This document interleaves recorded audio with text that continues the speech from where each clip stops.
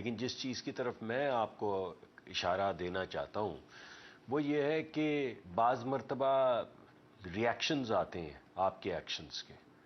اور جس قسم کی ٹویٹس یا جس قسم کا رویہ عمران خان صاحب نے اپنایا ہے جب سے یہ نیگوشیشن شروع ہوئی ہیں، چاہے وہ بنگلہ دیش کے حوالے ہیں، چاہے وہ یحییٰ خان کے حوالے ہیں، چاہے وہ دیگر حوالے جو بھی وہ ٹویٹس کر رہے ہیں، ذرا ان پہ بھی ایک نظر ضرور سائملٹینیسلی ڈالنی چاہیے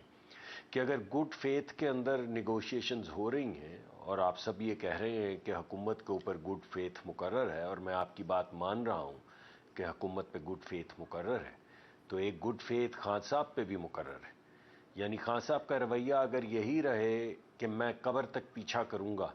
اور وہ حمود الرحمان کمیشن کی کبھی رپورٹس کا ذکر کریں، کبھی یحییٰ خان کا ذکر کریں، کبھی بنگلہ دیش کا ذکر، میں کو پرانی باتیں نہیں کر رہا ہوں کہ یہ انہوں نے پہلے کیا تھا، میں آپ کو آج کل کی جو ٹویٹس ہیں ان کا ذکر کر رہا ہوں،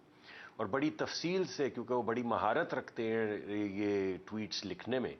تو انہوں نے بڑی تفصیل سے بڑی لمبی لمبی ٹویٹس لکھی ہیں۔ لیکن جس چیز کی طرف میں آپ کو اشارہ دینا چاہتا ہوں وہ یہ ہے کہ بعض مرتبہ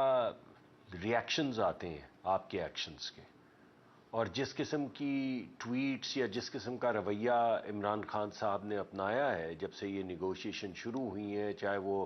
بنگلہ دیش کے حوالے ہیں، چاہے وہ یحییٰ خان کے حوالے ہیں، چاہے وہ دیگر حوالے جو بھی وہ ٹویٹس کر رہے ہیں، ذرا ان پہ بھی ایک نظر ضرور سائملٹینیسلی ڈالنی چاہیے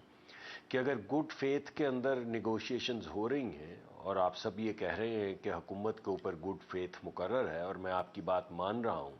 کہ حکومت پہ گڈ فیتھ مقرر ہے، تو ایک گڈ فیتھ خان صاحب پہ بھی مقرر ہے۔ یعنی خان صاحب کا رویہ اگر یہی رہے کہ میں قبر تک پیچھا کروں گا، اور وہ حمود الرحمان کمیشن کی کبھی رپورٹس کا ذکر کریں، کبھی یحییٰ خان کا ذکر کریں، کبھی بنگلہ دیش کا ذکر، میں کو پرانی باتیں نہیں کر رہا ہوں کہ یہ